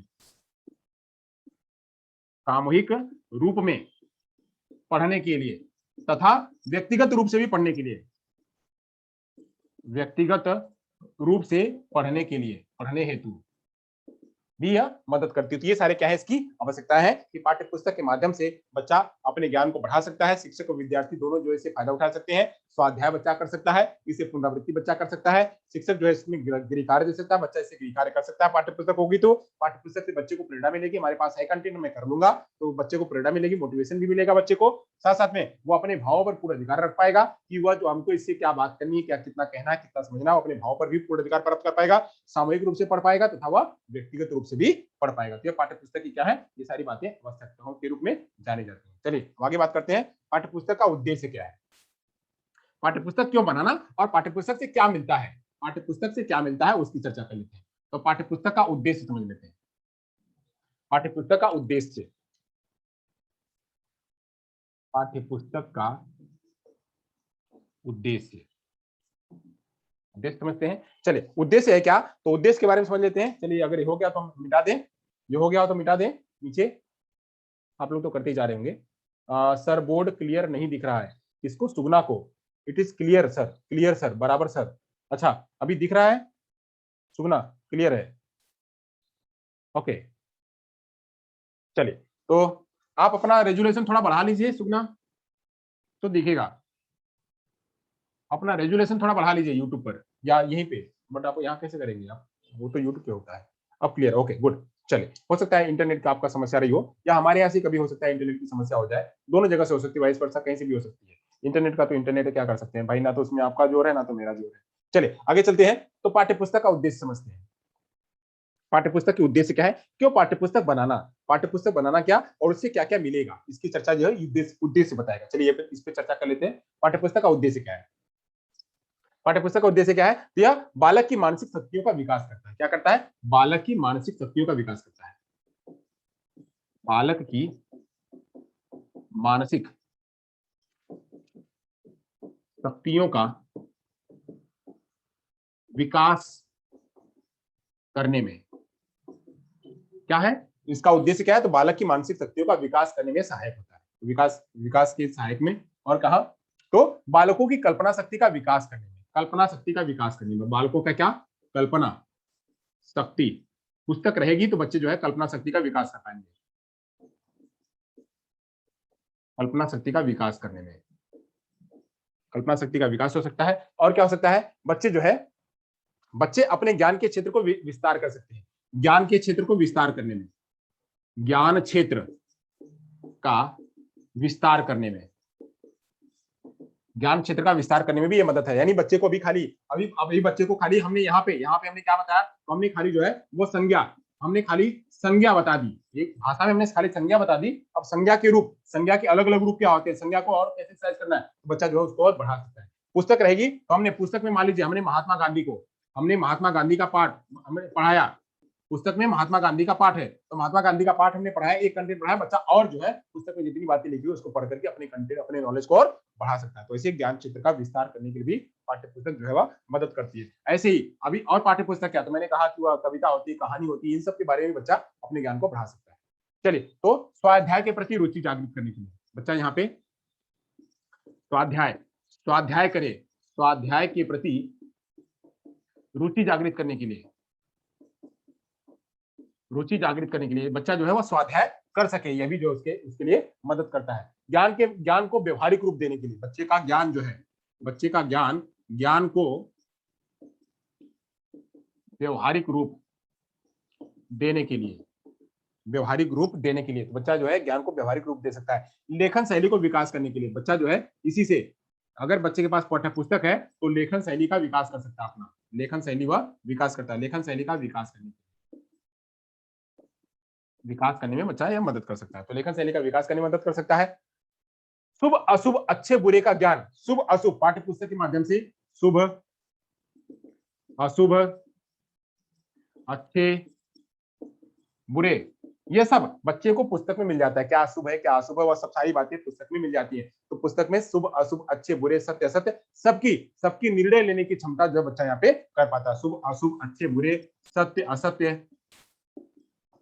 सत्य असत्य सब चीजों को जानने की बच्चा जो है वह मदद मिलती है। इसीलिए इसीलिए यह बात ध्यान रखी जाती है कि पाठ्य पुस्तक का जब निर्माण हो, पाठ्य पुस्तक का जब निर्माण हो तो एनसीईआरटी पुस्तक बनाए चाहे एससीईआरटी पुस्तक बनाए, एनसीईआरटी और एससीईआरटी जब भी पुस्तक बनाए उसके अंदर जो कंटेंट जो रखा हो, जो कंटेंट रखा हो बिल्कुल ऑथेंटिक हो, बिल्कुल ऑथेंटिक हो और वह वैज्ञानिक हो, वह वैज्ञानिक हो। वैज्ञानिक होने के साथ में बच्चा क्या करेगा, उस पुस्तक को बिल्कुल मानेगा। जैसे जैसे जो है आपकी पुस्तक में लिखा हुआ है क को क कहा गया ऐसे, बट क का उच्चारण इस तरह से है क। अब बच्चा जब क को इस तरह से पढ़ेगा, क को ख पढ़ेगा, या शिक्षक ने पुस्तक में से देख करके क को ये पढ़ा दिया, अब बच्चे के अंदर में क के प्रति यही भाव जागृत होगा। बच्चे के अंदर में क के प्रति यही भाव जागृत होगा। उसके घर में उसकी मम्मी या पापा या कोई भी उसको बोले बेटा क नहीं है तो ख है, या क नहीं है ख है, बच्चा लड़ जाएगा, बोलेगा कि नहीं आप गलत बोल रहे हो, क थोड़ी है, ये क थोड़ी है, ये तो ख है, ये ख है। ख क्यों है? वो कहेगा कि देखो ये पुस्तक में भी लिखा और मेरी टीचर नहीं बताया, जबकि क्या पुस्तक गलत है, पुस्तक गलत है, क नहीं या ख है, ख है। अब ऐसे ही जब पुस्तक का निर्माण हो, पुस्तक अब यही ज्ञान बढ़ गया, अगर झूठ को फैला दिया गया, झूठ को पुस्तकों के जरिए फैला दिया गया, गलत को पुस्तकों के जरिए फैला दिया गया, तो समाज में बच्चों में वो जो आज बच्चे हैं वह कल भावी समाज के नागरिक बनेंगे, कल को वही शिक्षक बनेंगे तो क्या करेंगे, वह क को ख पढ़ाएंगे क्योंकि वह ख ही पढ़ के आए हैं, ख पढ़ के आए तो ख पढ़ाएंगे। तो इसलिए जो पुस्तक में जो ज्ञान हो बिल्कुल ऑथेंटिक हो, बिल्कुल स्पष्ट हो और बिल्कुल वैज्ञानिक हो। तो वैज्ञानिक को इस तरह से वैज्ञानिक बनाने के लिए कई प्रकार के उसके ट्रायल होते हैं, कई प्रकार के उसके कंटेंट का कई प्रकार का उसका एडिटिंग होता है, कई प्रकार का उसका ड्राफ्टिंग होता है, कई प्रकार का उसका रिव्यूइंग होता है। सब करने के बाद जो है कंटेंट का निर्माण होता है। तो ये सब जो है इसीलिए पुस्तक जो है बिल्कुल ऑथेंटिक हो और उसमें इसीलिए बच्चे से शुभ अशुभ अच्छे बुरे और सत्य असत्य का ज्ञान हो पाता है। बच्चे का शब्द भंडार करने के लिए शब्द भंडार, बच्चा जितना पुस्तक पढ़ेगा बच्चे का उतना शब्द भंडार बढ़ेगा। पुस्तक पढ़ने से बच्चे का शब्द भंडार बढ़ेगा और पुस्तक पढ़ाने से बच्चे का शब्द भंडार बढ़ेगा। सौंदर्य अनुभूति मिलेगी इसी से ही, सौंदर्य अनुभूति। अब पुस्तक में कैसे दिया हुआ जरा देख लेना, तो पुस्तक में कैसे दिया हुआ, जैसे किसी चीज को ड्राइंग करना है तो उसको कैसे पुस्तक में दिया हुआ है, तो उस पुस्तक से बच्चे के अंदर में वो भाव भी इंप्लाइज आ जाता है और वैसे वो भी ड्राइंग करने लगता है। तो ये सब सारे क्या है, पाठ्य पुस्तक के उद्देश्य है, पाठ्य पुस्तक के उद्देश्य है। तो उद्देश्य के बारे में हमने चर्चा कर ली। चलिए अब यहाँ से थोड़ी विशेषताओं के बारे में चर्चा कर लेते हैं। उद्देश्य हो गया, थोड़ी विशेषताएं पढ़ लेते हैं। हो गया तो हम आगे चलें, जल्दी से बोलिए, अगर हो गया तो आगे चलें, क्विक। ओके चलिए तो आगे चलते हैं। अब यहां से हम विशेषताएं पढ़ लेते हैं, पाठ्य पुस्तक की विशेषताएं पढ़ लेते हैं।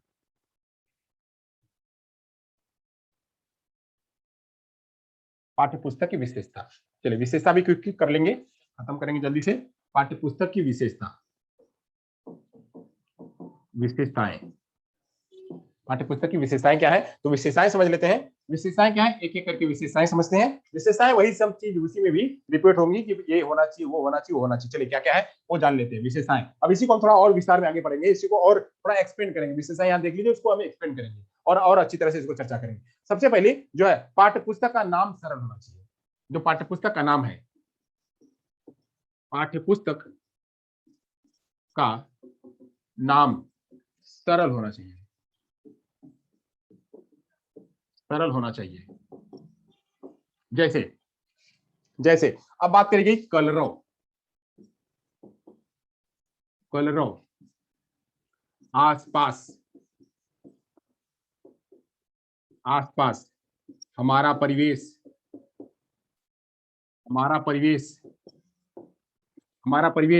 और भारत की महान विभूतियां, भारत की महान विभूतियां, नागरिक,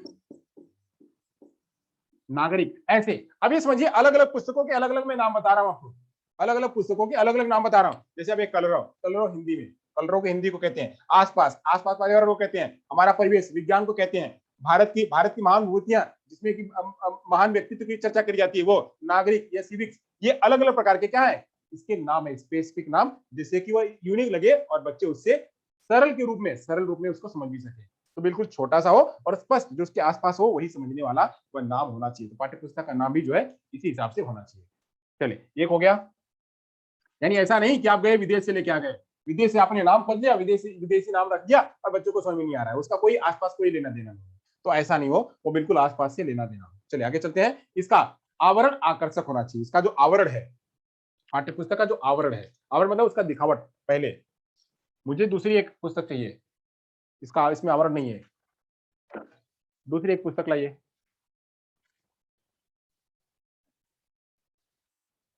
चलिए रहने दीजिए, हमारे पास है, यहीं से हम ले लेते हैं, इस पुस्तक हमने यहीं रखी है।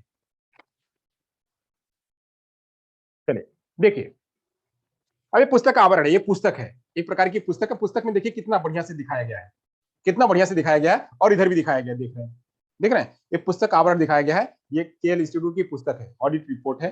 अब इसमें इसमें बिल्कुल बहुत अच्छी तरह से दिखाया गया। अब यहाँ पे ये पुस्तक है, पुस्तक का आवरण बिल्कुल अच्छा हो, बिल्कुल अच्छा हो, और ये दिखने में सुंदर लगे, दिखने में सुंदर लगे, ताकि वह कलर भी लगे, बच्चे देख भी सके सब कुछ। ये ऐसे पुस्तक का आवरण जो है वो अच्छा हो। चलिए यहाँ तक हो गया, पुस्तक का आवरण, पुस्तक का आवरण अच्छा हो, पुस्तक का आवरण अच्छा हो। चलिए ये हो गया। अब आगे चलते हैं, जो है छोटी कक्षाओं में बालकों में पुस्तक में यथास्थान चित्र हो, यानी छोटी कक्षाओं के लिए जहां जहां जरूरी है, छोटी कक्षाओं के लिए जहां जरूरी है, जहां जरूरी है वहां क्या चित्र होने चाहिए, वहां चित्र होने चाहिए। तो छोटी कक्षाओं में जहां जहां जरूरी है, छोटी कक्षाओं में चित्र ज्यादा होते हैं। बिल्कुल छोटी क्लास है तो वहां चित्र ही चित्र होते हैं, उससे बड़ा होता है तो चित्र की संख्या घटती जाती है। जब बिल्कुल क्लास बढ़ जाती है तो वहां चित्र की संख्या और घट जाती है। तो इसे बड़ा का ध्यान रखा जाए। अच्छा कागज का प्रयोग किया जाना चाहिए, अच्छा कागज का प्रयोग हो, अच्छे कागज का प्रयोग हो। और क्या होना चाहिए, अच्छे कागज का प्रयोग हो गया। यहाँ पे पुस्तकों के जो जिल्द है, पुस्तकों की जिल्द है वो अच्छी होनी चाहिए। जो पुस्तकों की जिल्द, पुस्तकों की जिल्द, जिल्द मतलब क्या, जिल्द मतलब क्या, जो उसको बांधा गया है, जिससे वो बांधी है, पुस्तक जिससे बंधी हुई है, जिससे वो बंधी हुई है, वो बंधा हुआ है, यानी डोरे से बंधी हो, चाहे पिन करा हुआ, चाहे स्टेपल करा हो, वो बिल्कुल अच्छा हो, ताकि वो उभरे ना, वो निकले ना। तो जिल्द अच्छी हो,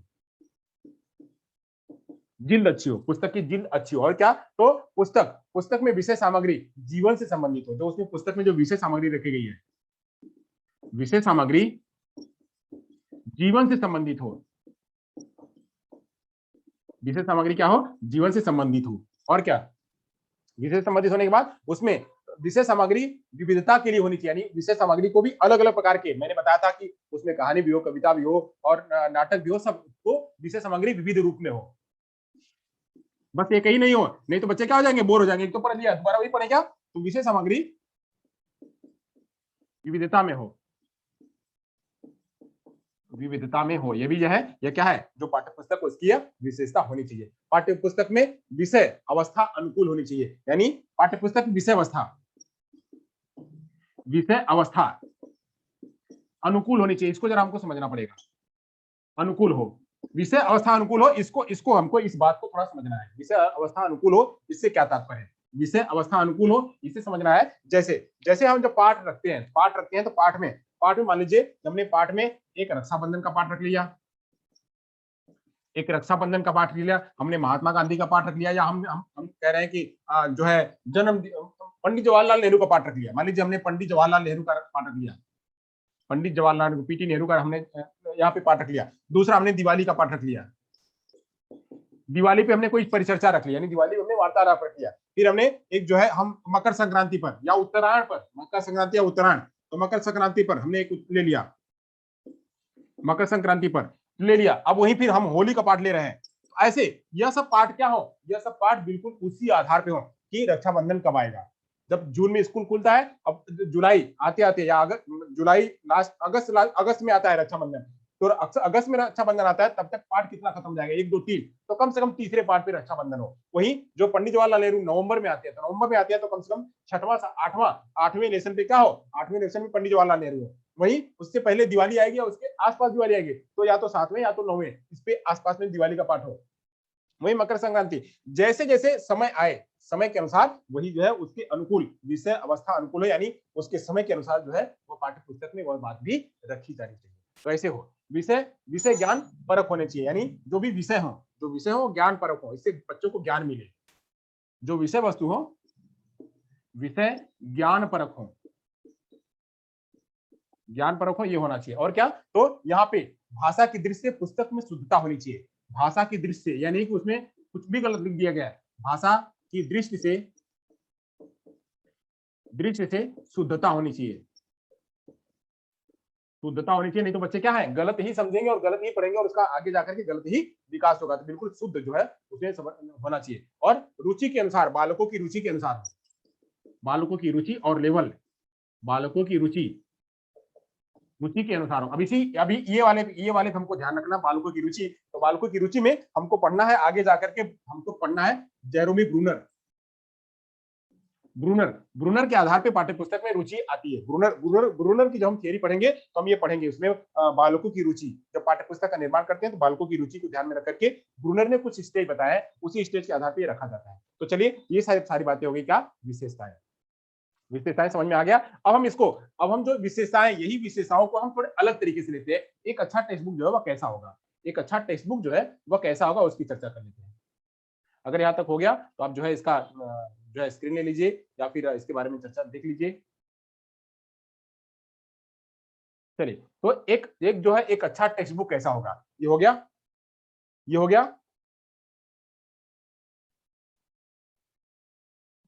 ये हो गया मैसेज। चलिए, हो गया तो अच्छी बात है। अब यहाँ से हमें, अब ये टेक्स्ट बुक की विशेषता हमने देख ली। अब एक अच्छा टेक्स्ट बुक क्या होगा, इसमें ये जो हमने बताया ये भी कुछ उसमें वस्तुएं आकर के शामिल होंगी। एक अच्छा टेक्स्ट बुक कैसा होगा, एक अच्छी पाठ्यपुस्तक कैसी होगी, यानी उसकी विशेषता क्या होगी। एक अच्छी पाठ्यपुस्तक की विशेषता या अच्छा पाठ्यपुस्तक कैसा होगा। अच्छा पाठ्यपुस्तक, अच्छा पाठ्यपुस्तक कैसा होगा, तो उसमें क्या क्या देखा जाएगा। तो उसमें हम 3 बातें देखेंगे। क्या देखेंगे, 3 बातें देखेंगे, 3 बातें देखेंगे। एक तो हम उसके उद्देश्य के आधार पे क्राइटेरिया, उसके उद्देश्य के आधार पे जो हम क्राइटेरिया निर्धारित करेंगे। इसके 3 रूप देखेंगे, 3 रूप को देख लेते हैं, बहुत ध्यान से समझिएगा। इसके 3 रूप देखेंगे, पहला रूप, दूसरा रूप और तीसरा रूप। पहला रूप, दूसरा रूप, तीसरा रूप। तो हम यहाँ पहले तो हम उद्देश्य के आधार पे जो उसकी क्राइटेरिया निर्धारित करेंगे कि अच्छा पाठ्यपुस्तक कैसा होगा। उद्देश्य के आधार पे, उद्देश्य के आधार पर क्या क्राइटेरिया, क्राइटेरिया को हिंदी में क्या कहेंगे, उद्देश्य के आधार पे। चलो हम अभी यहाँ क्राइटेरिया लिख देते हैं।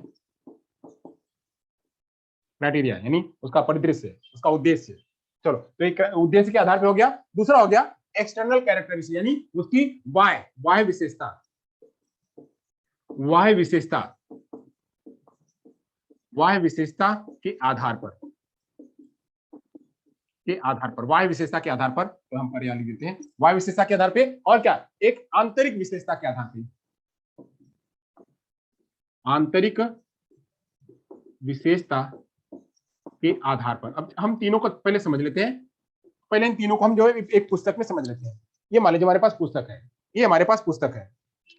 अब हमारा ये पुस्तक बनाने का उद्देश्य क्या है, ये पुस्तक बनाने का हमारा उद्देश्य क्या है, हमने क्यों बनाया यार, ये किसके कौन से स्टैंडर्ड के लिए है, उसके बच्चों की उम्र क्या होगी, बच्चों का लेवल क्या होगा, बच्चों के पास ज्ञान क्या होगा, और हम इस पढ़ा देंगे तो इससे इनको फायदा क्या होगा, इससे फायदा होने से बच्चों के अंदर में क्या फायदा होगा, ये सब उसके उद्देश्य निर्धारित करने। तो ये उद्देश्य के आधार पे हमको ये देखना है कि उद्देश्य में क्या ये पूर्ति हो रही है, पहला।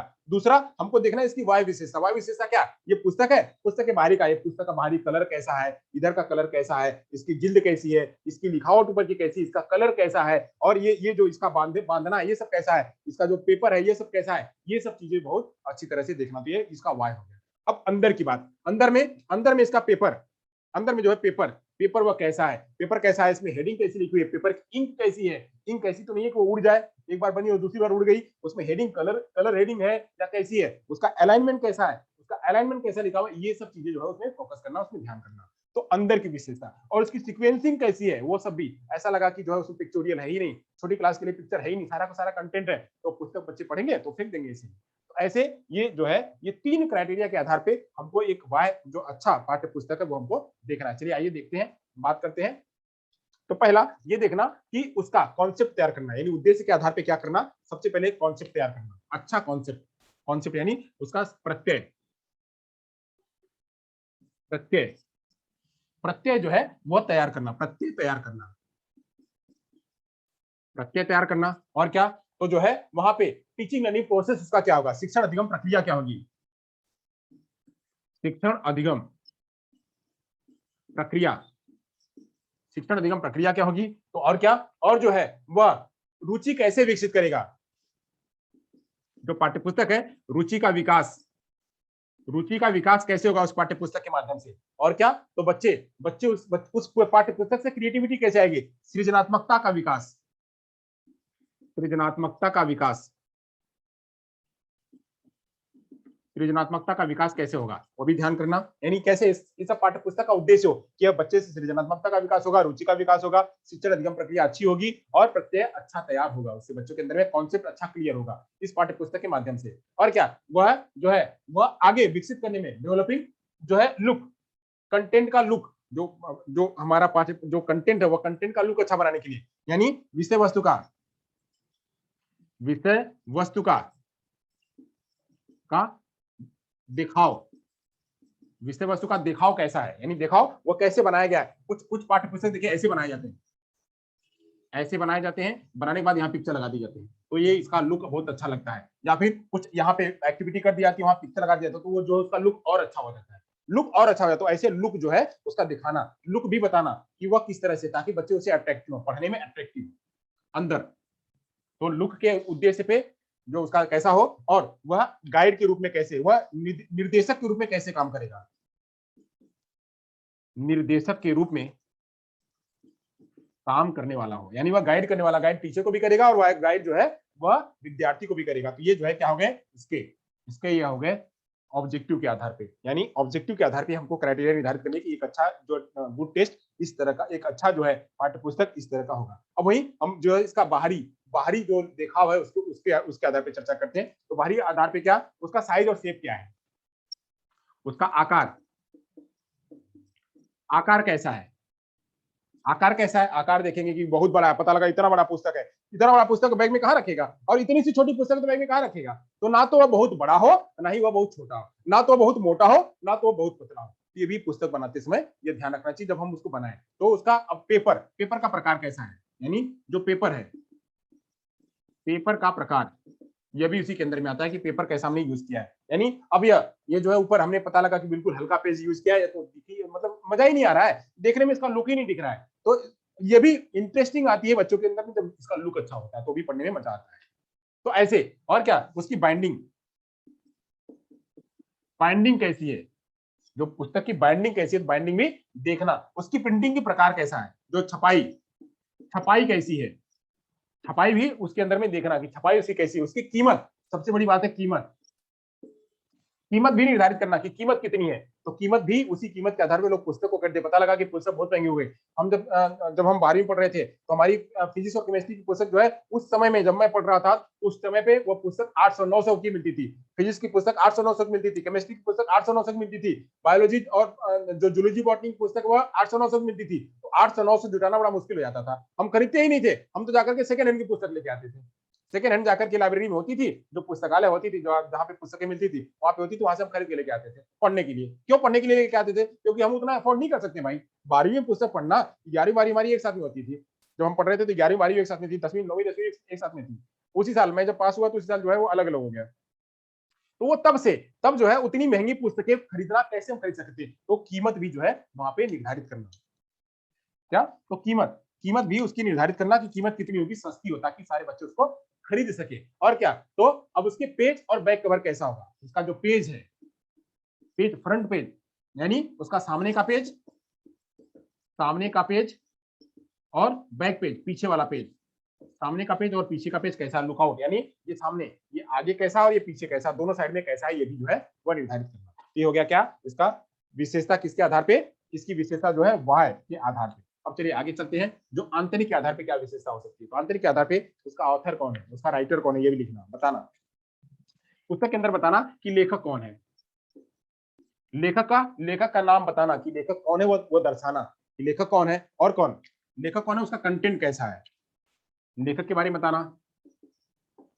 लेखक के बारे में बताना, विषय वस्तु क्या है, विषय वस्तु बताना, लेखक बताना, विषय वस्तु बताना, लेखक का परिचय बताना, विषय वस्तु बताना, और क्या जो है उसका उसका वर्गीकरण, मतलब उसका व्याख्या, व्याख्या होनी चाहिए उसके अंदर अच्छी अच्छी, सारे सारे कॉन्सेप्ट की व्याख्या होनी चाहिए, और क्या कोरिलेशन होना चाहिए, एक लेसन का दूसरे लेसन के साथ में कोरिलेशन, सहसंबंध होना चाहिए,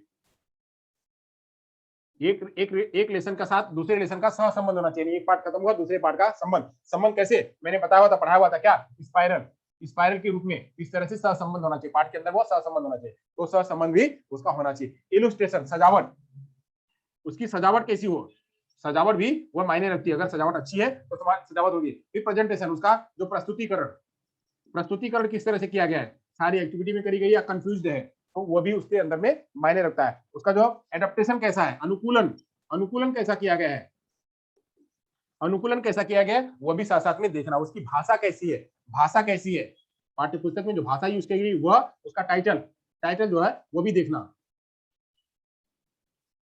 टाइटल, टाइटल देखना, साथ साथ में क्या देखना, उसका अलाइनमेंट, अलाइनमेंट और सीक्वेंस, अलाइनमेंट और सीक्वेंस, यानी उसका क्रमानुसार, क्रमानुसार भी देखना। तो ये सारी बातें जो है वो किसमें आती है, आंतरिक विशेषताओं के अंतर्गत आती हैं। ये सारी चीजें भी हमारे जब एक गुड टेस्ट होता है उसमें वो पूछा जाता है, ऐसे प्रश्नों के प्रकार आते हैं, पूछे जाते हैं कि ये कैसे कैसे होते हैं। तो ये सब बातें हम क्या करते हैं, देखते हैं। अब जब हम कंटेंट का अरेंजमेंट करते हैं तो कंटेंट के अरेंजमेंट के लिए भी हम बात करते हैं कि कैसे सीक्वेंस करना है, कैसे रखना है, ये सब की भी चर्चा हम साथ साथ में करते हैं। कंटेंट का अरेंजमेंट करते हैं, प्रेजेंटेशन, जब यहाँ पे देखिए प्रेजेंटेशन है तो प्रेजेंटेशन भी हम इसी तरह से करते हैं कि पहले क्या बड़ा हो, पहले मतलब हम पहले मतलब बिल्कुल आसान बातें, जैसे होल होता है ना, होल टू पार्ट, छोटी क्लासे है तो पहले होल टू पार्ट, पहले होल है चाहे मूर्त है, मूर्त से अमूर्त की तरफ जाना, वैसे ही उस फॉर्मूले को याद में रखना। और साथ में क्या ध्यान रखना कि जहां जहां पे मुहावरे हैं, जहां जहां मुहावरे, मुहावरे के नीचे अंडरलाइन करना, जहां जहां पे जो है वो विलोम शब्द है, शब्द शब्द है, वहां पे बोल्ड कर देना, जो कठिन शब्द है या जो जो कॉन्सेप्ट है उस कॉन्सेप्ट को बोल्ड कर देना। तो ये सब प्रस्तुतिकरण में भी ये ध्यान करा जाता है, उसकी स्टाइल वगैरह सब उसमें ध्यान करी जाती है। अब कहाँ कहाँ से हमने मटेरियल को लिया हुआ है, तो मटेरियल कहाँ कहाँ से आया हुआ है, वो मटेरियल को भी अंडरलाइन करके उसके साथ में रखना कि ये रेफरेंस क्या है, इसकी बिब्लियोग्राफी क्या है और इसका टाइटल क्या है, ये सब भी उसके अंदर में दर्शाना, ये भी उसके अंतर्गत आता है। फिर एग्जाम्पल, साथ साथ में पिक्चर के साथ में, पिक्चर के साथ में, पिक्चर जो पिक्चर है, जैसे यहाँ पे देखिए इस पुस्तक के अंदर दिखाया गया है, जितने भी सारे एग्जाम्पल देखिए यहाँ पे एग्जाम्पल दिखाया गया है। फिर ऐसे ही सभी पुस्तकों में जाएंगे तो पिक्चर के जरिए एग्जाम्पल दिखाए गए, दर्शाए गए, तो ऐसे एग्जाम्पल दिखाना, उसकी एक्टिविटी दिखाना, ये सब कुछ भी दिखाना, साथ साथ में चलते जाना। तो एग्जाम्पल अलग रूप में, एग्जाम्पल जो है वह पिक्चर के रूप में, एग्जाम्पल लिखित रूप में, एग्जाम्पल एक्टिविटी के रूप में, सब कुछ जो है दर्शाएंगे, तब जाकर वो क्या होगी, एक अच्छी पुस्तक के रूप में बनेगी। और क्या उसके जो है मूल्यांकन भी साथ साथ में होने चाहिए, मूल्यांकन के क्वेश्चन अलग अलग प्रकार के, तो सब्जेक्टिव और ऑब्जेक्टिव दोनों रूप में, सब्जेक्टिव ऑब्जेक्टिव दोनों के रूप के साथ में वहां पे बच्चों को अलग अलग प्रकार की वैरायटी भी मिले, अलग अलग प्रकार की वैरायटी, जैसे उसमें साफ सीढ़ी ले सकते हैं, या उसमें हम फिल इन द ब्लैंक ले सकते हैं, या उसमें मैचिंग ले सकते हैं, या वन वर्ड ले सकते हैं। प्रश्नों के ढेर प्रकार के प्रकार है, एस नो ले सकते हैं, ट्रू फॉल्स ले सकते हैं, फिल इन द ब्लैंक ले सकते हैं, ढेर प्रकार के प्रश्नों के हम मूल्यांकन के तरीके हैं। उन मूल्यांकन के तरीके से जो है हम बच्चों का मूल्यांकन कर सकते हैं। तो ऐसे जो है मूल्यांकन के तरीके भी लेंगे। साथ साथ में उसका टेबलिंग कहाँ है, इसका टेबल कहाँ है, वो टेबल भी बता देना, ये टेबल इसका यहाँ पे, ये चीज आपको यहाँ मिलेगी। उसका आंसर, जैसे आपने ऑब्जेक्टिव दे दिया तो ऑब्जेक्टिव दिया, उसका आंसर कहाँ मिलेगा, तो आंसर भी नीचे, उसका आंसर नीचे बता देना कि इसका आंसर जो है ये यहाँ पे है। तो आंसर, जैसे ऑब्जेक्टिव प्रश्न दिया तो उसका आंसर क्या होगा, तो आंसर भी आप यहाँ नीचे दे सकते हैं, वो सब भी बता सकते हैं। तो इस तरह से जो है हम पाठ का, ये टेक्स्ट बुक का जो है निर्माण करते हैं, और टेक्स्ट बुक को जो है इसी तरह से दिखाते हैं। ये आज हमने आपके सामने टेक्स्ट बुक क्या होती है, टेक्स्ट बुक की क्या विशेषता होती है, टेक्स्ट बुक की क्या आवश्यकता होती है, और एक अच्छा टेक्स्ट बुक क्या होता है उसके बारे में मैंने चर्चा करी। एक जो है कंटेंट, विषय वस्तु क्या होता है, टेक्स्ट बुक क्या होती है, सिलेबस क्या होता है, करिकुलम क्या होता है, इसके बारे में मैंने आपके सामने चर्चा कर दी। तो इतना सब मैंने आपके सामने चर्चा किया है। चलिए यहाँ तक आज टेक्स्ट बुक का काम खत्म होता है। अब मैं आपके सामने कुछ